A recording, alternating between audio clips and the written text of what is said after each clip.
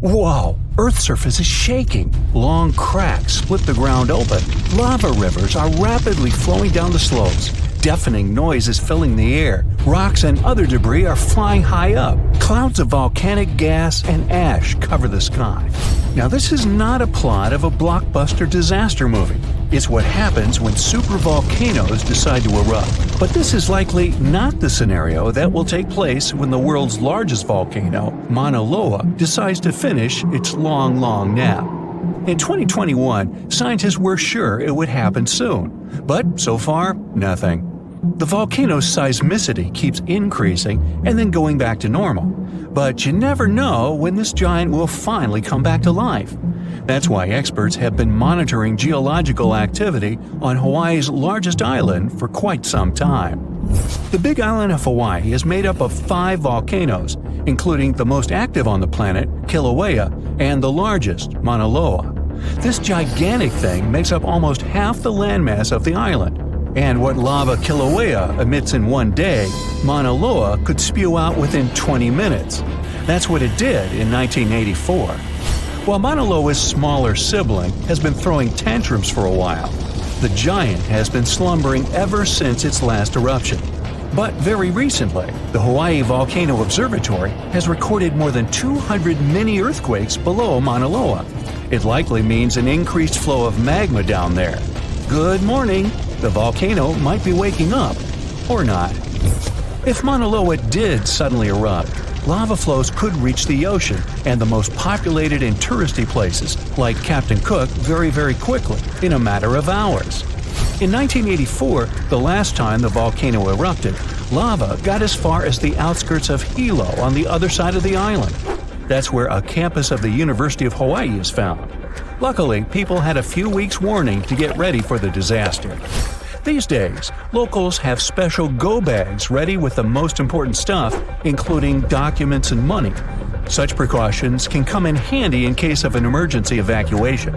Even though most Mauna Loa eruptions have so far only affected the summit area, several of them sent lava all the way down to the ocean. And you never know how powerful the next eruption will be. Now, what is the highest mountain on Earth? Mount Everest, you say? Well, it depends. From seafloor to the summit, Mauna Loa is 1,000 feet taller than the famous Himalayan peak. The volcano is so big, it makes the Pacific plate it's sitting on literally slump under its weight. Scientists say that when this monster of a volcano erupts, the volume of lava coming out per unit will be life-threatening. Over its recorded history, Mauna Loa has been erupting regularly, almost every 6 years. And even though the last eruption of the volcano occurred about 40 years ago, scientists are certain it'll happen again. Now, remember the scene I showed you at the beginning? Well, you can relax. It's not likely to happen with Mauna Loa. The thing is, big island volcanoes, including Mauna Loa, aren't very volatile. That's because they're shield volcanoes. These volcanoes got such a name because they aren't really very high and resemble a warrior's shield placed flat on the ground. Shield volcanoes get formed by very fluid lava. It travels farther and forms much thinner flows than lava erupted from a stratovolcano, which is conically shaped and tall, like the infamous Krakatoa in Indonesia. So if, or should I say when, Mauna Loa erupts, there probably won't be ash clouds and tons of debris. The most dangerous thing will be lava. Since Mauna Loa is a shield volcano, its lava is extremely fluid and voluminous, which allows it to flow far and fast. Using theoretical vent maps, experts from the Hawaii Volcano Observatory have made charts of possible lava flows. They're kind of worried about earthquakes clustering at high rates. It likely means that lava is on the move under the surface. 500 to 600 earthquakes per day are a serious reason to be on high alert. On the other hand, it doesn't necessarily mean a disaster or inevitable eruption. Around a decade ago, several earthquakes that happened at the same time signaled that something was happening under Mauna Loa. But an eruption didn't occur. Instead, half the volcano shifted a bit to the south. This way, it probably gave more room to magma so that it had enough space to stay beneath the surface. Now, let's get back to the catastrophic eruption we saw at the beginning of the video. That's what often happens when a supervolcano erupts. Those are volcanoes that have at least once had an eruption with a volcanic explosivity index of 8, which is the largest recorded number on the index. Supervolcanoes are often extremely large, with no cone at all. That's because they're typically the remains of gigantic magma chambers that once flared up, leaving behind a caldera. They're usually found over hot spots. Supervolcanoes can produce super eruptions, and when they do, they blow more than 240 cubic miles of ash, molten rock, and hot gases up into the air. In other words, 4 super eruptions could fill the Grand Canyon to the brim. Supervolcanoes get formed when gigantic volumes of scorching hot magma are trying to escape from deep underground. This magma rises close to the surface but can't break through Earth's crust. That's why a huge pressurized pool of bubbling magma gathers at a depth of only several miles. The pressure keeps growing because more magma is trying to get to the surface, until, bam, a super eruption occurs. The most recent super eruption happened in New Zealand. Well, when I say recent, I mean around 26,500 years ago. Nah, I wasn't around then. That's when a supervolcano beneath the surface of Lake Tahoe spewed into the air more than 300 cubic miles of ash and pumice. Imagine 500,000 Great Pyramids of Giza flying up at the same time. That's how incredibly powerful that eruption was. But the most exciting and confusing thing about the eruption was that the Tahoe volcano simply didn't go off like many others. At first, everything was going as usual. More than 200 square miles of magma had built up under the surface, and the pressure was getting higher and higher. But after the rock cracked and the first part of lava rushed out of the crater, something went wrong, and the supervolcano took a break. Only several months later, the disastrous eruption shook the ground, and thousands of tons of lava, rocks, and ash flew high into the atmosphere. But the age of supervolcanoes isn't over. The most infamous of them all is probably the one in Yellowstone National Park. This giant handles at least 3 mega-powerful eruptions, and who knows how many smaller ones. If this monster erupted anywhere as strongly as it did 2.1 million years ago, it would spit out more than 588 cubic miles of red-hot material. You can probably picture it more vividly if I tell you that this volume is comparable to 65 million Capitol rotundas in Washington, D.C. piled together. Wow. Anyway, scientists are sure that Yellowstone doesn't present any danger these days. For an eruption to happen, magma inside must be at least 50% molten. With the Yellowstone caldera, this number is just 5 to 15%. But of course, Yellowstone isn't the only supervolcano on our planet. There's also New Zealand's Tahoe you already know about, Japan's Eri Caldera, California's Long Valley, Indonesia's Toba. Any of them can one day produce a super eruption. There are also several so-called supervolcanoes that haven't lived up to this name yet because they've never produced anything like a super eruption. For example, in 1883, Indonesian volcano Krakatoa went off. The power of the eruption tore the volcano's walls open, and cold seawater rushed into its molten insides. The difference in temperature made the volcano blow up with a deafening boom. It was clearly heard 2,000 miles away in Australia.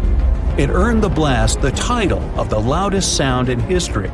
But even though the consequences of this event were truly catastrophic, it still turned out not powerful enough to be called a super eruption. One day, vast grasslands started to open. Clouds of volcanic gas and ash rose into the sky. Flows of lava streamed down the hills and across the plains. Within minutes, black volcanic glass started to rain from above, wiping out animals, crushing plants. It didn't take long before the land caved in, opening giant pits filled with red-hot magma. Not so long ago, there have been some curious changes in water levels in different parts of Yellowstone Lake. The water level could be rising on one side of the lake and falling on the other at the same time. It looked as if the lake basin was getting lifted by some underground forces. Is it a sign of a looming disaster? Is the Yellowstone supervolcano ready to erupt? Let's figure it out. Geysers, mud pots, and hot springs turn Yellowstone National Park into some extraterrestrial world. And all these wonders are fueled by a mighty supervolcano. Such volcanoes produce super eruptions. When it happens, about 240 cubic miles of ash, molten rock, and hot gases get launched up into the air. In other words, 4 super eruptions could fill the Grand Canyon to the brim. Supervolcanoes appear when huge volumes of magma are trying to escape from deep underground. Eventually, they burst through the Earth's surface. Sometimes, all this magma gets stuck, unable to break through the planet's crust. And then, massive pools of pressurized magma gather at a depth of several miles. The pressure keeps growing because more and more magma is trying to get to the surface. At one point, a super eruption goes off. The Yellowstone giant was thought to be responsible for at least 3 enormous eruptions and countless smaller ones. In that region, the volcanic deposits are scattered over tens of thousands of miles. Scientists believe that they had been created by many weak eruptions. But after doing some more research, experts found out that these deposits could have been left by a previously unknown super eruption that took place about 8.7 million years ago. A year before that event, Yellowstone gave a warning. But that long ago, there was no one who could interpret these signals. Plus, those alarming processes were mostly going on underground. For example, decompression released gas bubbles. While bursting, such bubbles can often power particular kinds of eruptions. Months before the eruption, small-scale earthquakes became more frequent and more intense. The ground in many spots all over the supervolcano got hotter than it used to be. Surface lakes and groundwater also became warmer. If people had been around at that time, they would have noticed unusual steam fogging that area. Experts think it was the greatest eruption of the Yellowstone supervolcano. This giant, which is actually one of the largest active volcanic systems on our planet, wasn't named supervolcano for nothing. There have been at least 3 other super eruptions in the history of the Yellowstone volcano. They happened 2.1 million, 1.3 million, and 640,000 years ago. They were 6,000, 700, and 2,500 times more powerful than the devastating eruption of Mount St. Helens in Washington state in 1980.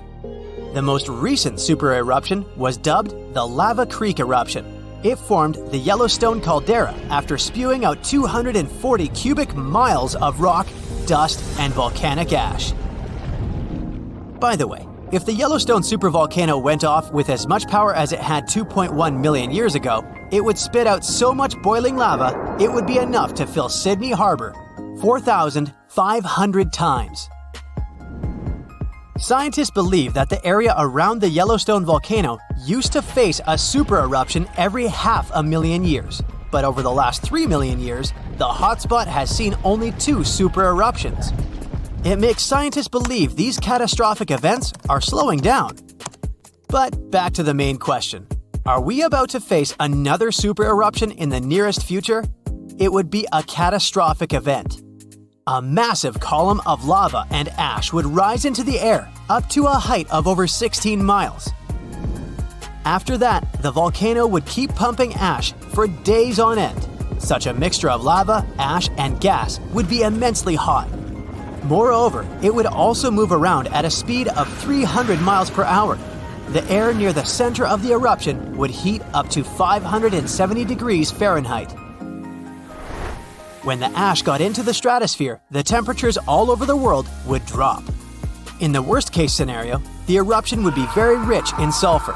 And since this substance is an effective sunblocker, the temperatures would get so low that there would be no summer in the world for the next several years. The seasons would change. Agriculture would face serious problems. The disaster would create disruptions in food supplies. The Federal Emergency Management Agency has estimated that the potential damage would make about $3 trillion in the US alone. But the good news is that scientists think that the Yellowstone supervolcano doesn't present any danger at the moment. For an eruption to happen, the magma inside has to be at least 50% molten. With Yellowstone, this number is just 5 to 15%. Which means that the probability of the eruption is 1 in 730,000. This probably is almost the same as the probability of a big asteroid crashing into Earth. Even better, a recent study made the researchers believe the hotspot might be in a state of decline right now, even despite all the unusual activity going on there. Still, there have been tons of discussions about what people could do to prevent the disastrous super eruption from happening. And the most popular and seemingly effective idea was to cool the Yellowstone supervolcano down. Unfortunately, there's a catch. The volcano leaks out only 70% of the heat coming from its magma-filled chambers, but the rest of the heat stays inside. As soon as it reaches a particular threshold, the volcano will erupt. If it was possible to extract at least 35% of the Yellowstone volcano's heat, the eruption could be avoided. The cooler the magma is, the thicker and stickier it gets. It stops being so fluid and doesn't try to get to the surface anymore. After considering these facts, NASA scientists came up with a plan. They suggested drilling a 6-mile deep well and pumping down cold, pressurized water. The temperature of the water that would get back to the surface would be approximately 662 degrees Fahrenheit. This way, the heat would be gradually extracted from the volcano. And if a geothermal plant was built on the site, it would generate plenty of electric power. It would be very simple to produce, and its price would be very nice. About 10 cents per kilowatt hour. Sounds like a great plan. Are there any drawbacks? Unfortunately, yeah. Let's say you're drilling a well to deliver cold water to the volcano. And then you accidentally hit its magma chamber. In this case, instead of cooling the giant down, you make the top of the magma chamber much more fragile than it used to be. And the whole construction will be at risk of collapsing at any moment. And don't forget that this drilling may also release toxic gases. They often accumulate at the top of the reservoir with magma. Or imagine drilling through Earth's crust, getting deeper and deeper. And then, wham, bam! You hit a hypothermal pocket. Uh-oh, get ready for a catastrophe. This can release gases that are likely to cause a series of super powerful blasts. In the worst-case scenario, it may even trigger a full-scale volcanic eruption. But the worst thing? The project would last for thousands of years, up to 16,000. The problem is that by using this method, you can't cool the volcano faster than at a rate of 3 feet a year. On top of that, scientists aren't 100% sure that when they finish this project, the volcano will stay cold for at least 100 years.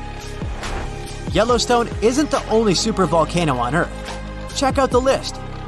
It includes the Long Valley Caldera in California, the Etana Ignimbrite in Chile, Toba in Indonesia, Taupo in New Zealand, and so on. When we think of active volcanoes, one region comes to mind: the Ring of Fire in the Pacific Ocean. 3/4 of Earth's volcanoes sit within this belt. Compare the area to Australia, which doesn't have any volcanic activity. The old continent of Europe is also calm, or at least we like to think so. Can you guess what the most active volcano in Europe is? If you thought of Mount Etna on the island of Sicily in Italy, you were right. The volcano has erupted about 200 times and has been far from sleeping in recent decades. The last time this happened was in August 2023. The highest mountain in the Mediterranean is 500 million years old. But in Iceland, there is a much younger volcano. It sprang into action on the 10th of July 2023. In the afternoon, 3 fissures appeared in the ground on a peninsula in the southwest of the island. This was at a base of a small mountain peak. Its name means Little Ram in the local language. The volcano spewed molten lava high into the air.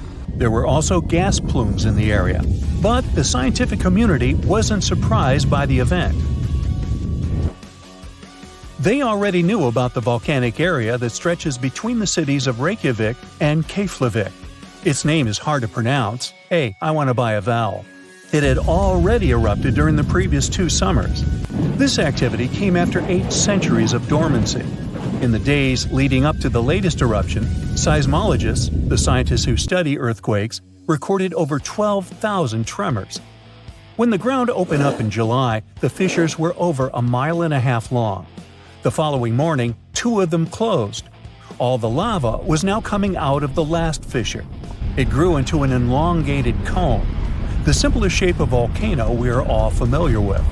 The lava soon filled a large crater. It grew almost 100 feet tall during the first week, and it is still growing. On the night when the eruption started, lava spread out in all directions. Its cinders set ablaze the dry moss in the vicinity. Local authorities closed off the surrounding area.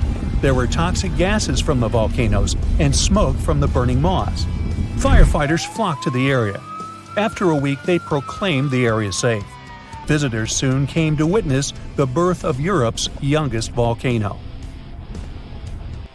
This form of tourism is quite developed in Iceland. People come from all over the world to watch active volcanoes.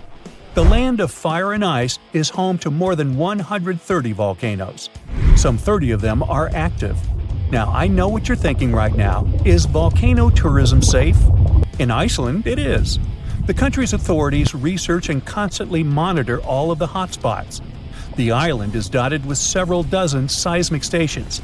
These help researchers accurately predict future eruptions, and emergency services are accustomed to these sorts of events. They can quickly cordon off danger zones. This is what happened in 2010. A volcano in the south of the island, the name of which everyone struggled to pronounce, erupted. It spewed out a plume of steam and ash that was 7 miles high. This wasn't a fun time to be an air traveler. Winds carried the enormous plume southeast toward northern Europe. Many countries closed their airspace for several days for safety reasons. The volcano erupted in March, but the Earth was shaking from January the same year, so seismologists knew that an eruption was approaching. When it comes to the continent's youngest volcano, the tourist infrastructure is already there. Visitors can leave their cars at a designated parking lot. Then they go on a 5-hour-long trek. This leads to a viewing deck. Tourists are so close to the epicenter that they can feel the heat haze from the crater. The sight is the most impressive at nighttime. Safety is never a concern. Scientists regularly chart out hazard maps that outline the borders of lava fields. This way, visitors who stick by the rules are never in harm's way. More than a week after the eruption started, a section of the crater collapsed. Lava flowed downhill west of the volcano. This majestic smoldering hot river is slow-moving lava. Scientists categorize it as an AA type. The term is Hawaiian. It describes basaltic lava that has a rough and brittle surface. The flow is composed of broken lava blocks that are called clinkers. They fall off as the substance flows. This reveals red-hot areas. The cooler sections of lava are gray and black in color. When it moves forward, it produces a distinctive sound like shattering glass. Nearly a month after the eruption of the new volcano, we got aerial footage of an interesting phenomenon. A tornado formed directly over the lava flow. This occurs due to the high temperatures in the area. When the conditions are right, a column of heated air can easily turn into a mini tornado. Scientists observed a similar event happen during the 2018 eruption of Mount Kilauea in Hawaii. The lava fields of Europe's second-largest island tell the story of the creation of Iceland.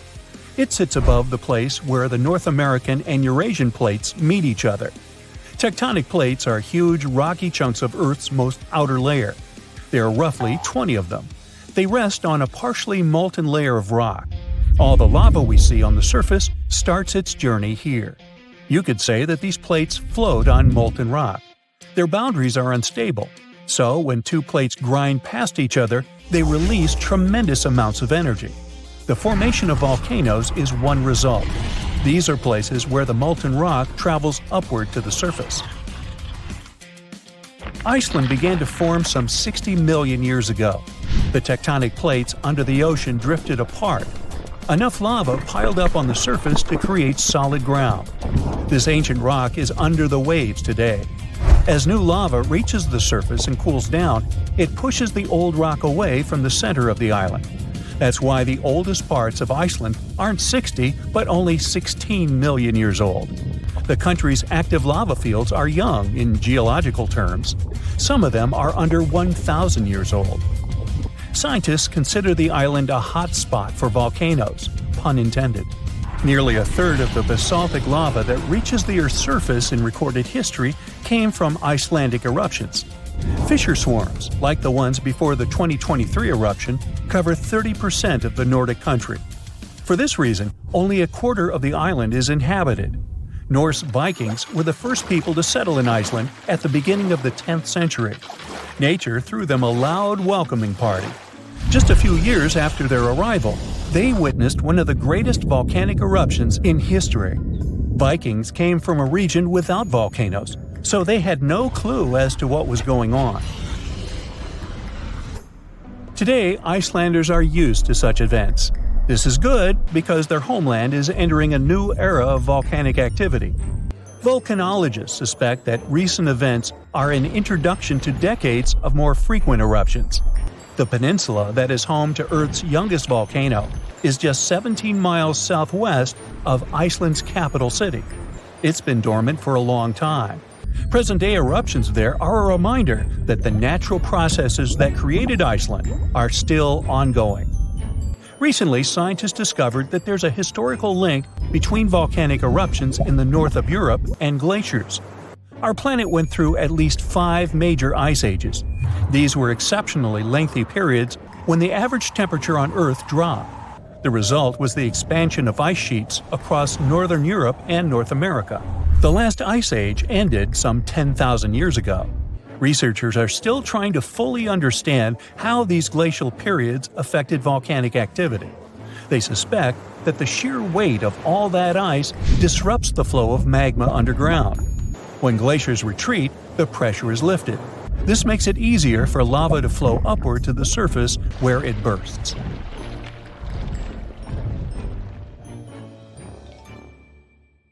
The ground shakes beneath you. The pictures rattle on the walls. You hear a rumble off in the distance. Then, boom, a deafening explosion. The shockwave blasts through the windows and sets off car alarms. You duck under the dining table for cover, but then you remember you live not far from a supervolcano in the middle of a tropical jungle. So, staying in one place isn't a good idea. The shaking finally halts. You take this chance to peek outside and see a giant cloud of smoke covering the sky. It's lunchtime, but you wouldn't know it. The sun is completely veiled and darkness falls. The power's out in the whole city. In this darkness, you see red molten lava shooting from the sky and spilling on the rim. You run outside along with dozens of your neighbors. Your priority right now, find safe shelter and fast. You think about taking the car, but with everyone running on the road, that's a no-go. So you run on foot where the crowd is going. Supervolcanoes are in a league of their own when it comes to natural disasters. Surprisingly, it's not all about size or height. A volcano is dubbed super if it erupts more than 240 cubic miles of magma. That's more than enough to overfill Lake Erie. It must also have a history of erupting and a magnitude of 8 on the Volcanic Explosivity Index. The largest active volcano on Earth is Hawaii's Mauna Loa. It's so big, it would cover the entire state of Rhode Island plus some. And next time you see a commercial plane flying high in the sky, remember that 30,000-some-foot altitude is about as tall as Mauna Loa is from base to summit. It's technically taller than Everest when you measure it like that, yet it's not considered a supervolcano.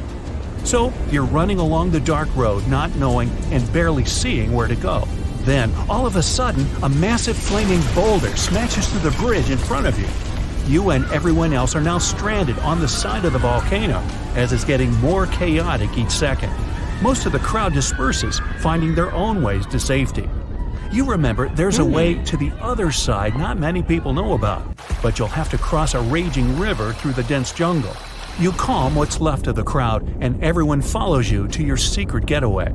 You finally get out of the city limits and head into the jungle. With the sky already dark, the tall trees and thick leaves make it almost pitch black. Everyone gets out their phone flashlights to navigate through the dark path. You all need to stick together and make sure nobody gets lost. Suddenly, fiery rocks strike the trees not far from you. Everyone jolts and tries to rush ahead. But nowhere is safe when it's raining scalding fire all around. You and your group have to pick up the pace or else. Imagine a typical avalanche or mudslide. Very dangerous situations on their own. Now, imagine an avalanche of lava rocks and lava sliding down a mountain instead of mud.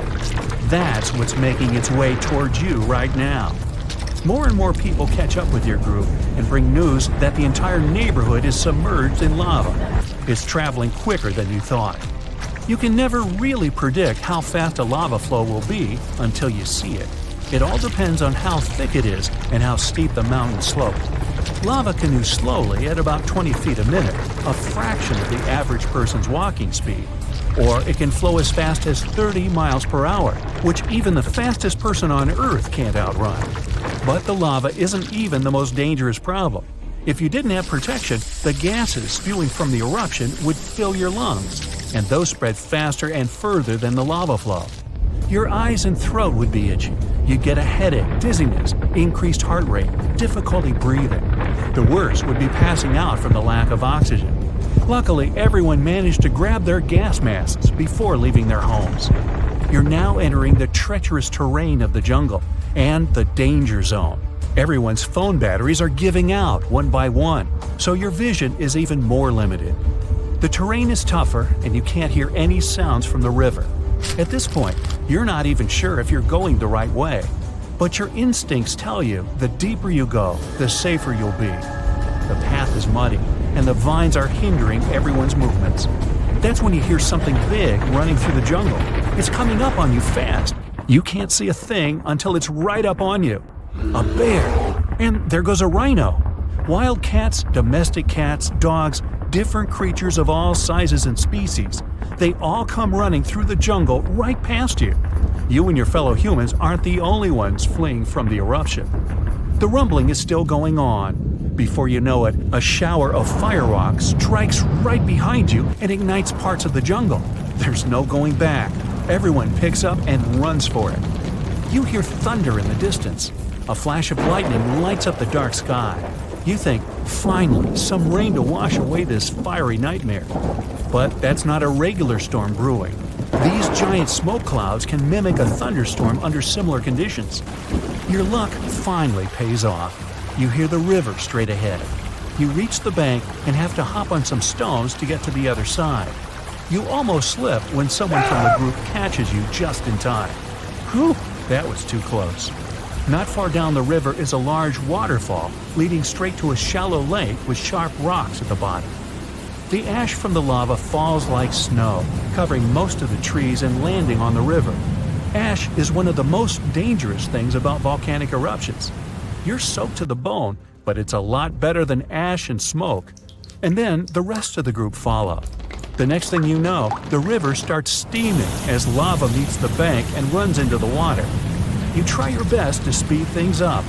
The lava can heat this water up to dangerous levels, and there are still people slowly crossing the river on the slippery rocks.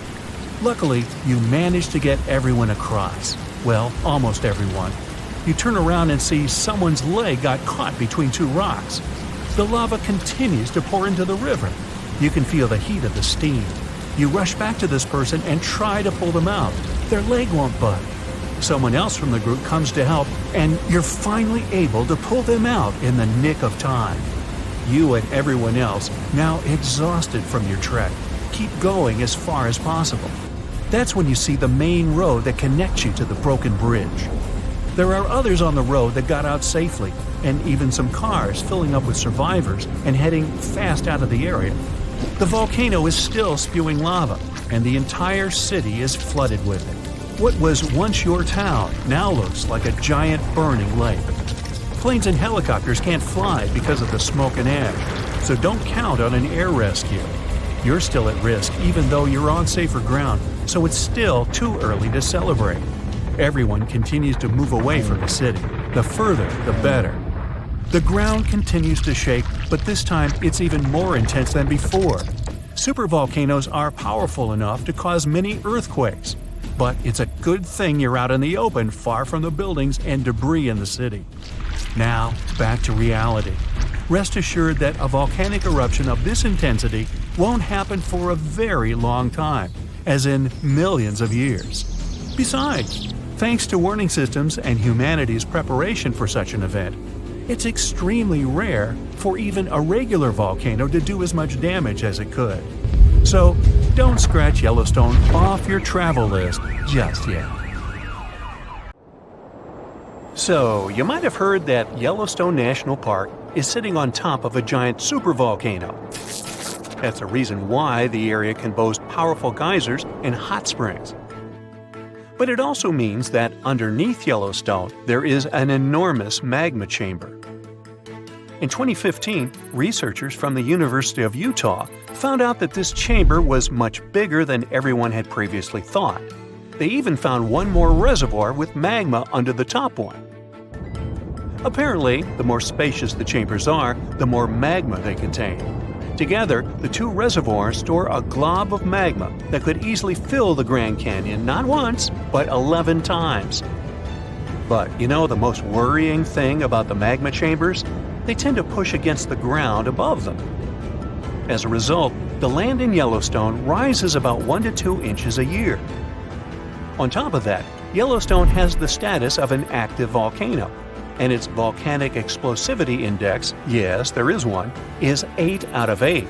Such a high number means that if this volcano erupted, it would be an apocalyptic event. To put it into perspective, the eruption of Pinatubo in the Philippines in 1991, which is considered the most powerful in living memory, was given a mere 6 on the volcanic explosivity index. Ha, loser. Now, let's figure out if there's anything to worry about. In March 2023, the University of Utah seismograph stations recorded 354 earthquakes in the entire region of Yellowstone National Park.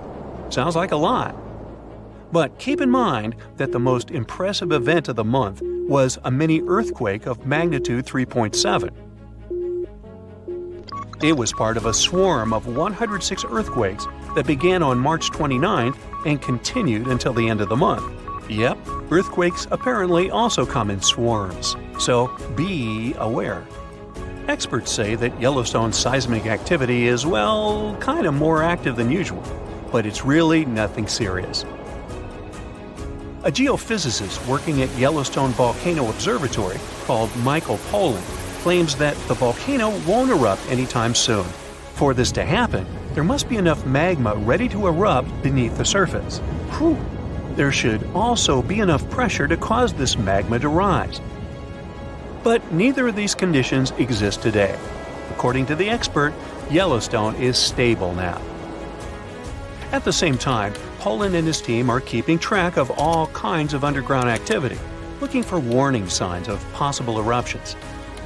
Some of them can be the frequency of earthquakes and ground deformation.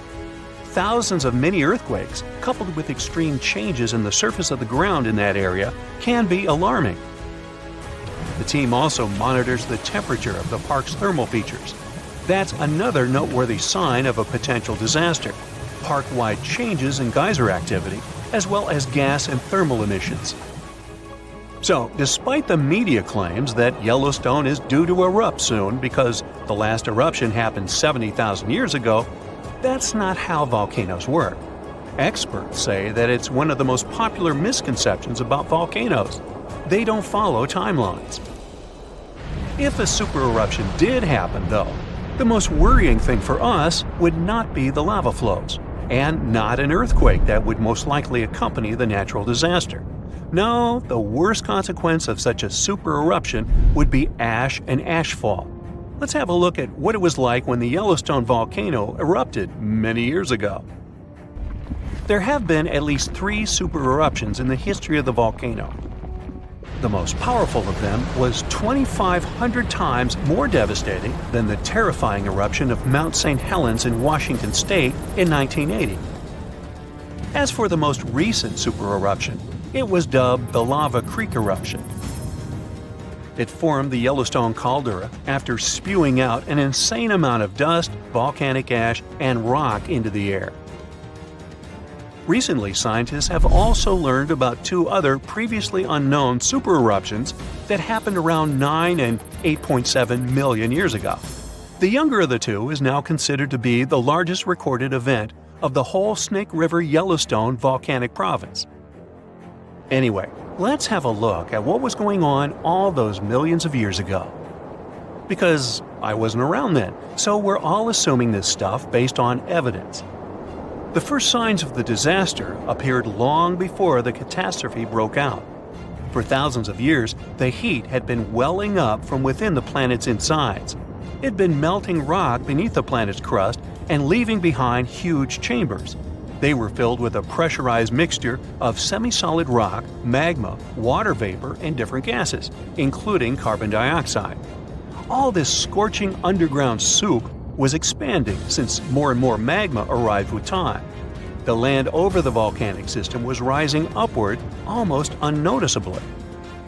A year before the supereruption, Yellowstone gave a warning, a burp maybe, but that long ago there was no one who could interpret these signals. Plus, those alarming processes were mostly going on underground.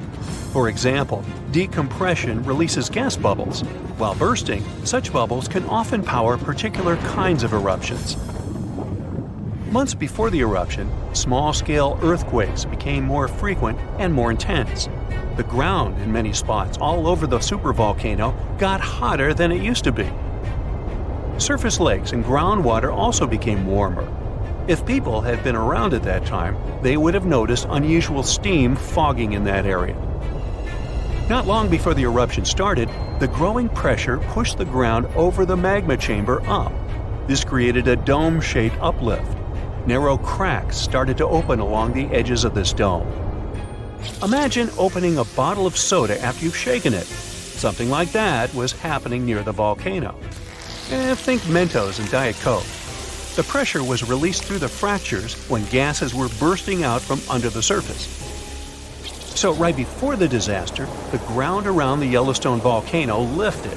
Geothermal pools and geysers heated up to boiling temperatures and got more acidic than usual. The magma started to rise toward the surface. At one point, the rock roof of the magma chamber couldn't resist anymore and the eruption kicked off. Small but constant tremors began to move the ground days before the catastrophe. But the real shaking didn't start until several minutes before the eruption. With a deafening roar, a massive column of lava and ash hurled up into the air. Within several minutes, a pyroclastic flow rushed across the area at a hurricane-force speed. Such a flow is a liquid mixture of half-solid lava pieces, volcanic ash, and hot, expanding gases. It looked like an extremely hot, toxic snow avalanche. With a temperature of about 1,300 degrees, it was burning everything in its path. The volcano kept pumping ash for days on end. For all living creatures, ash fallout was one of the most dangerous consequences of the eruption. Volcanic ash turns into glassy cement within seconds of being inhaled. Most animals didn't have a chance to survive. Even thick trees started to collapse under the weight of this dense substance. It only took a couple of days until a thick layer of ash covered huge territories. After the ash got into the stratosphere, the temperatures all over the world started to drop. The eruption was rich in sulfur, which is an effective sunblocker. That's why it soon got so cold that there was no summer in the whole world for the next several years. Animals couldn't find food and clean water. This natural disaster, called the Gray's Landing supereruption, was colossal. That's how researchers described it in their recent studies. It affected a huge territory. The streams of lava enameled an area as large as New Jersey in scorching hot volcanic glass. It instantly sterilized the land surface, wiping out all the plant life that had been thriving there before. Now, if such an eruption were to happen these days, it would cover Colorado, Utah, and Wyoming with almost 3 feet of toxic volcanic ash. Many regions would be plunged into darkness. Even the coast, where most Americans live, would experience problems with the spread of the ash cloud. It would destroy crops and contaminate pastures, ruin power lines and electrical transformers. Well, so I'm sure you'll agree with me, it's a good thing that such a disaster isn't expected to occur anytime soon. Hey, we got enough other stuff on our plate. You look up and see a bright orange flash in the sky. A bit later, you hear a boom so loud the window panes around you burst into pieces. And then you see it. A giant piece of space rock burning high above your head, heading for Earth. When it touches the surface, the explosion leaves behind an enormous crater. It's 12 miles deep and as wide as Lake Michigan. After that, 3/4 of all living organisms on our planet are on the edge of survival. This event took place about 66 million years ago, and the bright flash in the sky was the very asteroid that wiped out the dinosaurs. These days, people have many ways to protect themselves, like we could hide in bunkers deep underground and survive. Such bunkers would already come in handy since there are many asteroids in the sky, and some of them are just waiting for their ticket to Earth to wreak some havoc. For example, the asteroid 1990 MU. In 2027, it'll come alarmingly close to our planet. Many people fear that Earth's gravitational pull will trap the rock, which is the size of 2 Brooklyn bridges. In this case, it'll start to move closer and eventually crash into the planet's surface. Such an impact would cause a shock wave that would be felt on other continents. Once the asteroid hit the ground, there would be an explosion. It'd be so bright, people would think a new sun appeared right here on Earth. The collision would release a huge amount of energy that would then turn into heat. Everything around the impact site would catch fire. And if the asteroid fell in the water, it would cause tsunami waves higher than the Empire State Building. Many coastal cities would be flooded. The dust that would rise after the explosion would cover the sun. The world would be plunged into darkness. If the dust stayed in the air long enough, the climate on the planet would change and Earth would start to freeze. If you think such a small meteorite can't cause serious damage, look at the Chelyabinsk meteor. It hit the Earth in the winter of 2013. When the space rock entered the atmosphere, people miles away heard a loud bang. The brightly burning object was approaching the surface at about 11 miles per second. Halfway through the flight, it split into several pieces. This caused several stronger shock waves. When the meteorites hit the ground, it caused a major earthquake, and the aftershock from the explosions shattered the windows of 5,000 buildings. People in 6 cities around the crash site felt the aftereffects of the fall, and this meteorite was only 60 feet wide. Fortunately, the asteroid 1990 MU will move past our planet. We'll be safe. Whew! But the next asteroid to approach Earth is going to be 3 miles wide. It's called 3122 Florence. If this giant hit our planet, it could wipe entire continents off the face of the Earth. In 2017, this space rock got awfully close to us. It could be seen in the sky even with a small telescope. Now, the next asteroid is the biggest one to worry about, 1999 JM8. It's about as wide as Manhattan, and it has an unnerving habit of approaching Earth a bit too close for everyone's liking. A small asteroid named 2020 VT4 got closer to our planet than all others have ever done. In November 2020, it flew over the Pacific Ocean at an altitude a bit smaller than the distance from Los Angeles to Las Vegas. That space rock was about the size of a big car. If it did make it to Earth's atmosphere, it would burn up completely before touching the ground. Falling asteroids and meteorites aren't uncommon on our planet. Luckily, most of them burst into flames and burn up before they enter the atmosphere. Mars is to blame for such frequent meteor showers. The planet isn't far from the main asteroid belt in the solar system. Sometimes, the gravitational pull of the red planet grabs asteroids from there. Then, Mars spins them around and flings them in our direction, just like a slingshot. So, Mars is a bully. Good thing we're protected by Jupiter. It's the largest planet in our solar system, and it has an incredibly strong gravitational field. It keeps the asteroid belt in line and protects us from being constantly hit by a rain of meteorites. And that's good news, considering Ceres is in the asteroid belt. This enormous space rock is so big that it was once considered to be a planet. Then, for many years, scientists called Ceres an asteroid.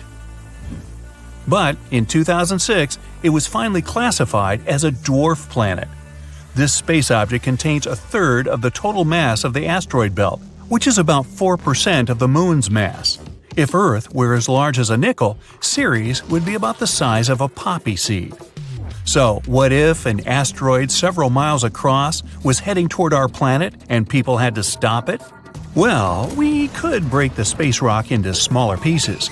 A massive explosion could be used to do this.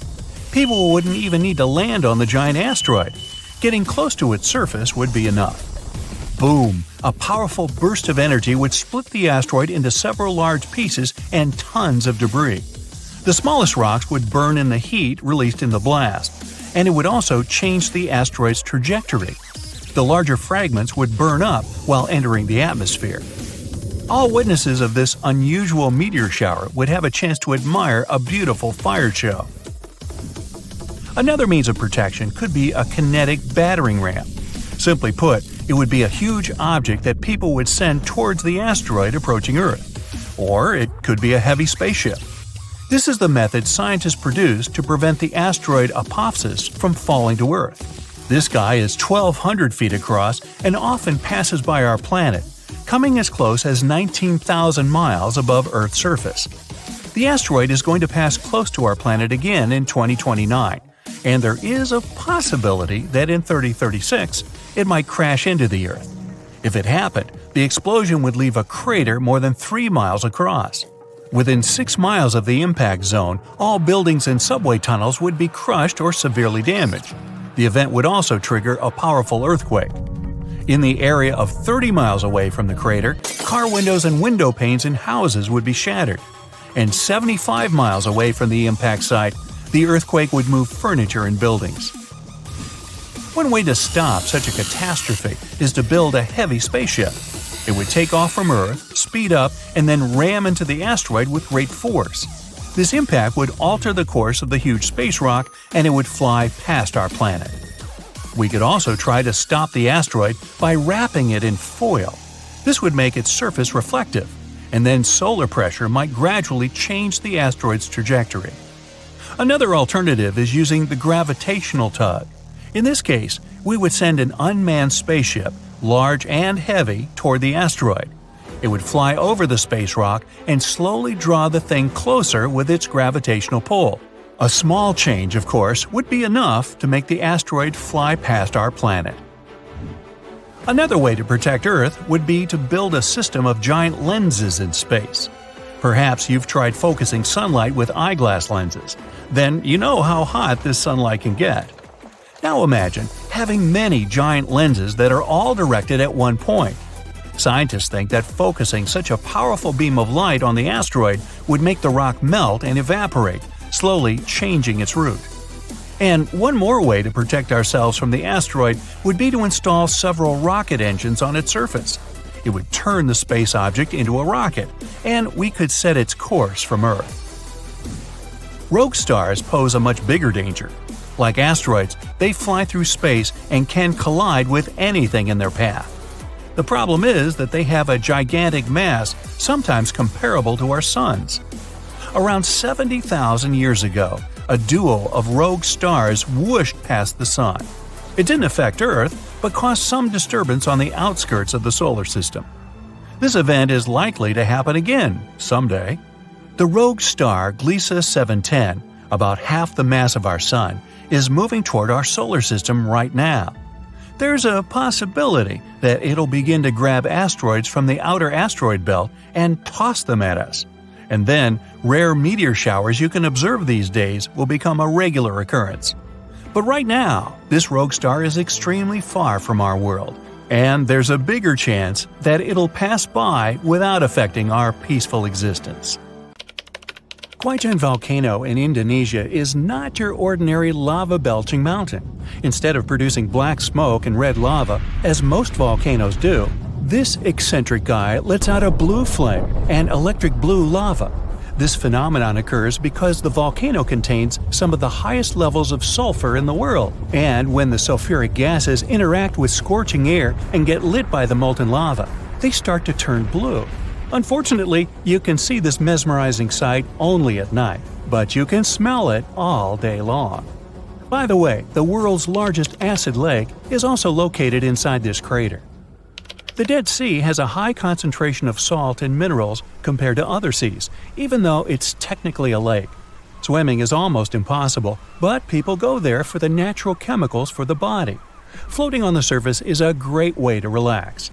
This ancient body of water got its name because no macroscopic organisms can live there since it's 9.6 times saltier than oceans. Only a few bacteria and fungi can be found enjoying the salt.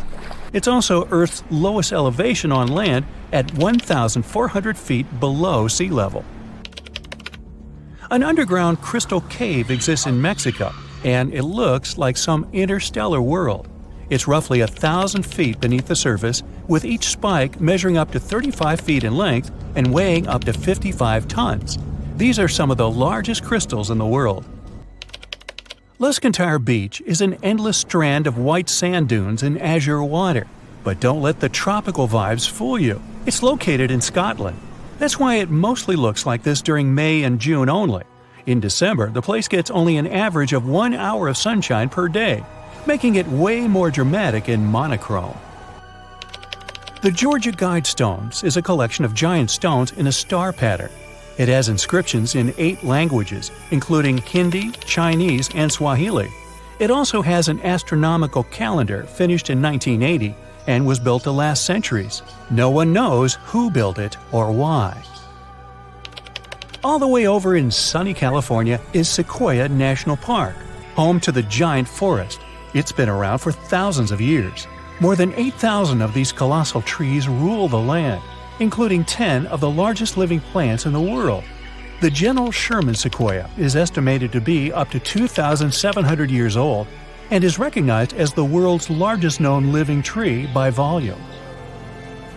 The famous stone heads of Easter Island have been around for hundreds of years. No one knows exactly why they were built. Some scientists think that local people believe the statues would make the soil more fertile. Soil analysis proved the heads did their job well. It's the best agricultural spot on the island. The chemical composition of the ancient hot springs in Pamukkale, Turkey, makes the water pouring over the edge look magical. They're not only good for cleansing your body, but the mind too. All the way in Saudi Arabia is a rock sliced perfectly in the middle with 2 pieces sitting parallel. What makes Al Nasla so unique is that it wasn't artificially done, but is a result of nature's work over the years. Now, this glacier may look like someone dropped tons of red paint in the middle of Antarctica, but it's actually the natural color. Blood falls is a result of extreme salted water mixed with iron oxide, giving out this eerie vibe in the middle of nowhere. In early May 2018, New England observed one of the scariest and most dangerous phenomena ever, a super long-track tornado. The frightening natural phenomenon started not far from Charleston, New Hampshire, and traveled toward the town of Webster in Merrimack County. It took the tornado 33 minutes to cover 36 miles and become the 3rd on the list of the longest track tornadoes in New England. In the Philippines, you can swim in some of the most crystal-clear waters and discover an underwater world below you in the province of Palawan. The municipality of Coron has white sandy beaches with many small boats riding through the many amazing sceneries. Tristan da Cunha is a small volcanic archipelago in the Atlantic, with the only neighboring cities of Buenos Aires, Argentina, and Cape Town, South Africa. It takes 7 days by ship to get to this unique place. If you want to escape from the rest of the world, staying with the 280 locals will make you feel like you're away from everything. During the first week of January 2018, unusually cold weather in the northeast United States froze the Atlantic Ocean in North Falmouth, Massachusetts. What's more, the ocean was frozen so thoroughly that people were walking on the waves. Now, that's obviously something you don't see every day. Red sand is what makes this beach unique and why tourists flock to Tianjin, China. A red-colored plant called a Sueda salsa dwells in the saltwater. The whole beach is covered in red, with only the top layer of the sea visible. If there ever was a thing that said, "I defy gravity" out loud, it's the stone of Damasco in Argentina. The huge 300-ton boulder stands precariously on the edge of a cliff and rocks a little bit from side to side in the wind. People even checked it by putting glass bottles under one of its edges. They exploded with another movement of the rock. Unfortunately today, you can't see this wonder of nature as it was a century ago. In 1912, the boulder suddenly dropped from its perch, which it had occupied for literally hundreds of years. The people of the nearby town of Tandil were so sad about this event that 95 years later, in 2007, they decided to restore the stone. They made a plastic replica of the rock and put it on the same spot and even in the same position. So, even today, coming by Tandil, you can see its famous balancing boulder. More of a symbol now, of course, because it's no longer rocking and only weighs 9 tons, but instantly recognizable nonetheless. Socotra is an alien-like island off the coast of Yemen in the Indian Ocean with one of the most unique trees ever seen. It's called the dragon tree, and it can only be found on this amazing island. In 2008, it was labeled as a World Heritage Site. If you ever see a tight burning column of air, don't panic, it's not the end of the world. The creepy combination of whirlwind sounds and scorching inferno means that you have crossed paths with a fire tornado, also known as fire twister or fire whirl. This dangerous phenomenon occurs mostly during wildfires. These fires create a big area of superhot air just above the ground. When this scorching air gets mixed with the cooler air higher up, it results in a whirlwind that churns up burning debris and flames. The most powerful firenadoes can stretch hundreds of feet into the air. The House of Mystery in Gold Hill, Oregon, amazes its visitors with gravity-defying effects. You can't stand straight there, always leaning to the side and having to hold on to something for balance. Balls roll upwards. There's also a broom that stands perfectly still wherever you put it, unlike virtually everything else in the shack. The local Native American tribes called this place the Forbidden Ground, even before the house was built there, and they avoid approaching it. The owners of the shack, though, decided to turn it into an attraction, and they succeeded. They created an atmosphere of mystery around the place, and spread the news about it in newspapers and later on the internet, and voila! A perfect anomaly is made.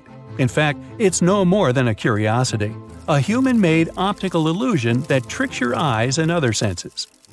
Now, if you travel to the Philippines, Indonesia, or Papua New Guinea, you'll have a chance to see some of the most unusual and cheerful trees in the world.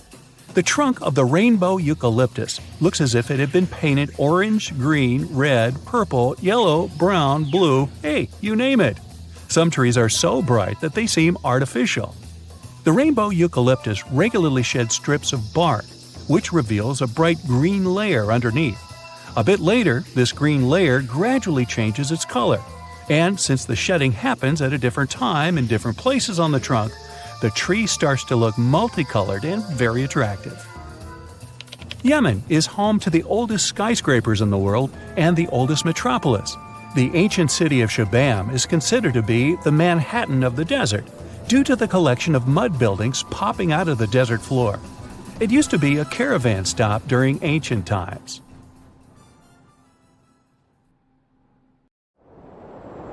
So, you might have heard that Yellowstone National Park is sitting on top of a giant supervolcano. That's the reason why the area can boast powerful geysers and hot springs. But it also means that underneath Yellowstone, there is an enormous magma chamber. In 2015, researchers from the University of Utah found out that this chamber was much bigger than everyone had previously thought. They even found one more reservoir with magma under the top one. Apparently, the more spacious the chambers are, the more magma they contain. Together, the two reservoirs store a glob of magma that could easily fill the Grand Canyon not once, but 11 times. But you know the most worrying thing about the magma chambers? They tend to push against the ground above them. As a result, the land in Yellowstone rises about 1 to 2 inches a year. On top of that, Yellowstone has the status of an active volcano, and its volcanic explosivity index, yes, there is one, is 8 out of 8. Such a high number means that if this volcano erupted, it would be an apocalyptic event. To put it into perspective, the eruption of Pinatubo in the Philippines in 1991, which is considered the most powerful in living memory, was given a mere 6 on the Volcanic Explosivity Index. Ha! Loser. Now, let's figure out if there's anything to worry about. In March 2023, the University of Utah seismograph stations recorded 354 earthquakes in the entire region of Yellowstone National Park. Sounds like a lot. But keep in mind that the most impressive event of the month was a mini earthquake of magnitude 3.7. It was part of a swarm of 106 earthquakes that began on March 29th and continued until the end of the month. Yep, earthquakes apparently also come in swarms, so be aware. Experts say that Yellowstone's seismic activity is, well, kind of more active than usual, but it's really nothing serious. A geophysicist working at Yellowstone Volcano Observatory called Michael Pollan claims that the volcano won't erupt anytime soon. For this to happen, there must be enough magma ready to erupt beneath the surface. Whew. There should also be enough pressure to cause this magma to rise. But neither of these conditions exist today. According to the expert, Yellowstone is stable now. At the same time, Pollan and his team are keeping track of all kinds of underground activity, looking for warning signs of possible eruptions. Some of them can be the frequency of earthquakes and ground deformation. Thousands of mini earthquakes, coupled with extreme changes in the surface of the ground in that area, can be alarming. The team also monitors the temperature of the park's thermal features. That's another noteworthy sign of a potential disaster: park-wide changes in geyser activity, as well as gas and thermal emissions. So, despite the media claims that Yellowstone is due to erupt soon because the last eruption happened 70,000 years ago, that's not how volcanoes work. Experts say that it's one of the most popular misconceptions about volcanoes. They don't follow timelines.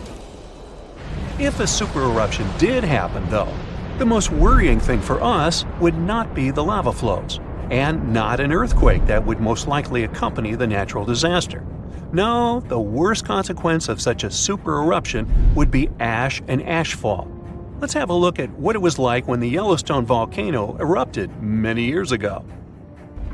There have been at least 3 supereruptions in the history of the volcano. The most powerful of them was 2,500 times more devastating than the terrifying eruption of Mount St. Helens in Washington state in 1980. As for the most recent supereruption, it was dubbed the Lava Creek eruption. It formed the Yellowstone caldera after spewing out an insane amount of dust, volcanic ash, and rock into the air. Recently, scientists have also learned about 2 other previously unknown supereruptions that happened around 9 and 8.7 million years ago. The younger of the 2 is now considered to be the largest recorded event of the whole Snake River Yellowstone volcanic province. Anyway, let's have a look at what was going on all those millions of years ago. Because I wasn't around then, so we're all assuming this stuff based on evidence. The first signs of the disaster appeared long before the catastrophe broke out. For thousands of years, the heat had been welling up from within the planet's insides. It had been melting rock beneath the planet's crust and leaving behind huge chambers. They were filled with a pressurized mixture of semi-solid rock, magma, water vapor, and different gases, including carbon dioxide. All this scorching underground soup was expanding since more and more magma arrived with time. The land over the volcanic system was rising upward almost unnoticeably. A year before the supereruption, Yellowstone gave a warning, a burp maybe, but that long ago there was no one who could interpret these signals. Plus, those alarming processes were mostly going on underground. For example, decompression releases gas bubbles. While bursting, such bubbles can often power particular kinds of eruptions. Months before the eruption, small-scale earthquakes became more frequent and more intense. The ground in many spots all over the supervolcano got hotter than it used to be. Surface lakes and groundwater also became warmer. If people had been around at that time, they would have noticed unusual steam fogging in that area. Not long before the eruption started, the growing pressure pushed the ground over the magma chamber up. This created a dome-shaped uplift. Narrow cracks started to open along the edges of this dome. Imagine opening a bottle of soda after you've shaken it. Something like that was happening near the volcano. Think Mentos and Diet Coke. The pressure was released through the fractures when gases were bursting out from under the surface. So right before the disaster, the ground around the Yellowstone volcano lifted. Geothermal pools and geysers heated up to boiling temperatures and got more acidic than usual. The magma started to rise toward the surface. At one point, the rock roof of the magma chamber couldn't resist anymore and the eruption kicked off. Small but constant tremors began to move the ground days before the catastrophe. But the real shaking didn't start until several minutes before the eruption. With a deafening roar, a massive column of lava and ash hurled up into the air. Within several minutes, a pyroclastic flow rushed across the area at a hurricane-force speed. Such a flow is a liquid mixture of half-solid lava pieces, volcanic ash, and hot expanding gases. It looked like an extremely hot toxic snow avalanche. With a temperature of about 1,300 degrees, it was burning everything in its path. The volcano kept pumping ash for days on end. For all living creatures, ash fallout was one of the most dangerous consequences of the eruption. Volcanic ash turns into glassy cement within seconds of being inhaled. Most animals didn't have a chance to survive. Even thick trees started to collapse under the weight of this dense substance. It only took a couple of days until a thick layer of ash covered huge territories. After the ash got into the stratosphere, the temperatures all over the world started to drop. The eruption was rich in sulfur, which is an effective sunblocker. That's why it soon got so cold that there was no summer in the whole world for the next several years. Animals couldn't find food and clean water. This natural disaster, called the Gray's Landing supereruption, was colossal. That's how researchers described it in their recent studies. It affected a huge territory. The streams of lava enameled an area as large as New Jersey in scorching hot volcanic glass. It instantly sterilized the land surface, wiping out all the plant life that had been thriving there before. Now, if such an eruption were to happen these days, it would cover Colorado, Utah, and Wyoming with almost 3 feet of toxic volcanic ash. Many regions would be plunged into darkness. Even the coast, where most Americans live, would experience problems with the spread of the ash cloud. It would destroy crops and contaminate pastures, ruin power lines and electrical transformers. Well, so I'm sure you'll agree with me, it's a good thing that such a disaster isn't expected to occur anytime soon.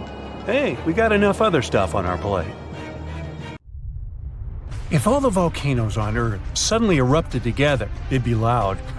We'd also have around 1,500 of these formations bursting at once. Now normally it's just 10 to 20 volcanoes that are active each day. But what would the world look like if they all blew their tops simultaneously?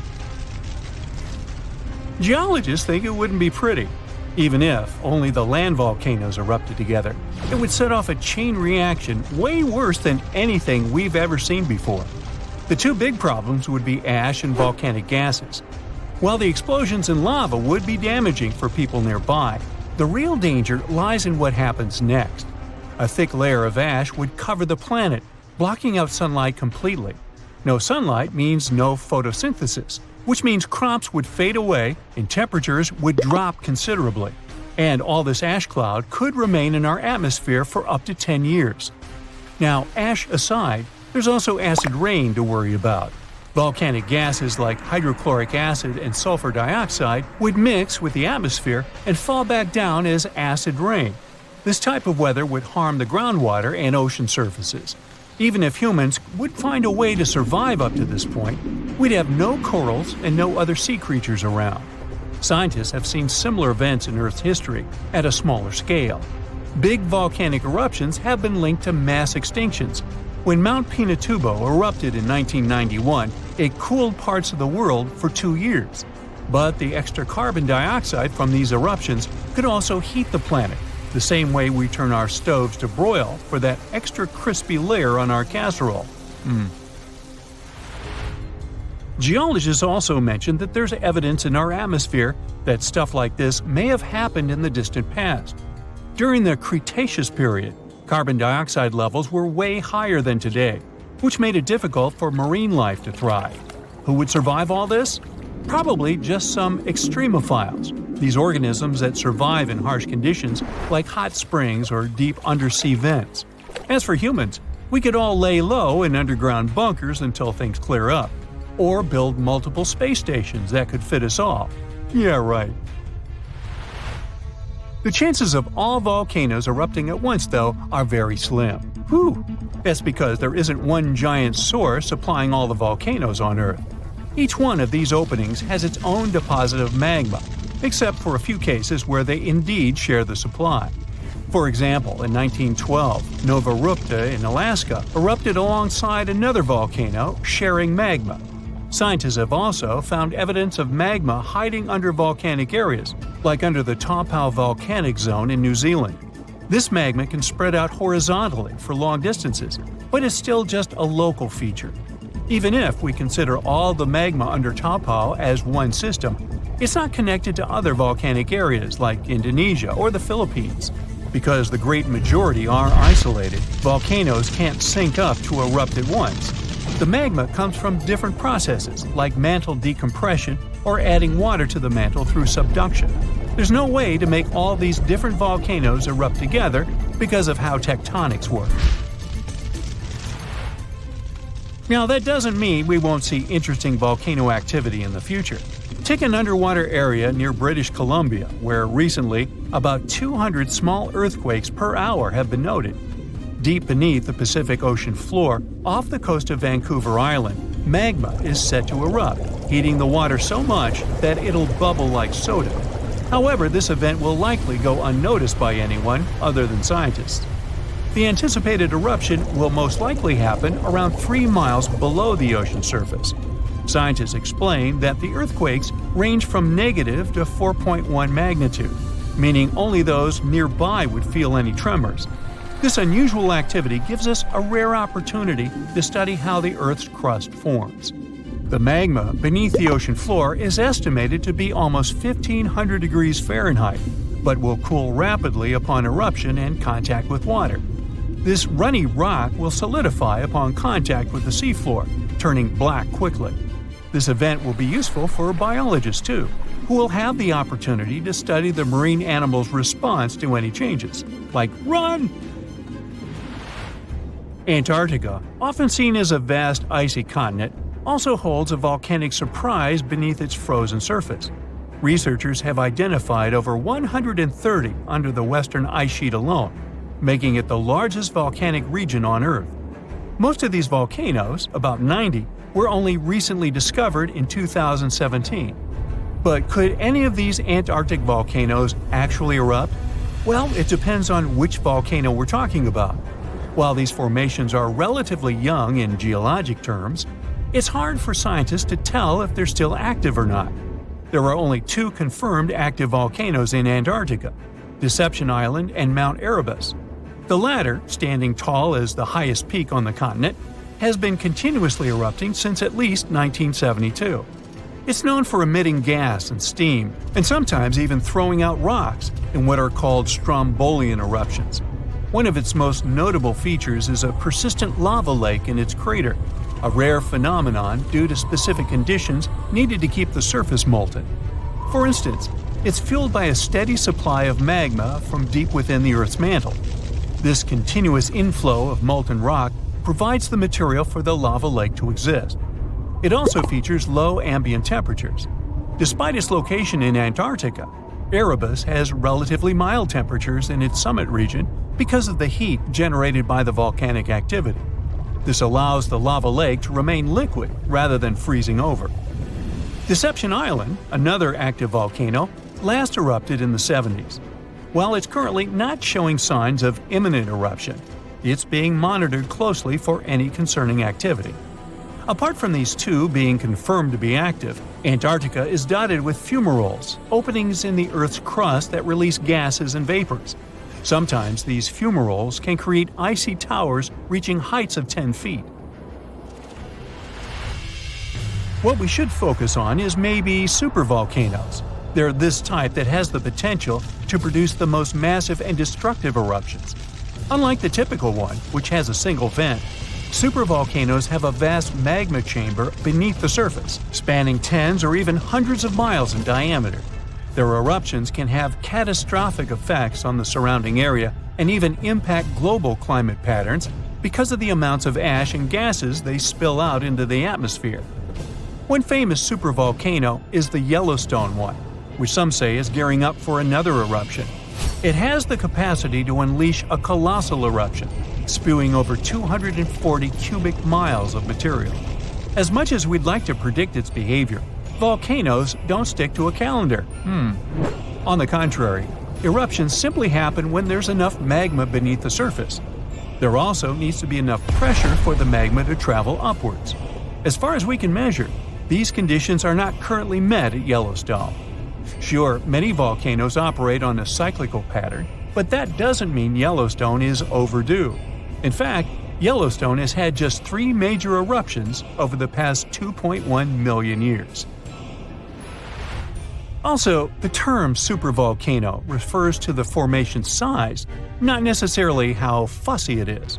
Yellowstone's monitoring is extensive, tracking seismicity, ground deformation, thermal emissions, gas, water chemistry, and surface changes. Signs of an eruption would include thousands of earthquakes over a short period.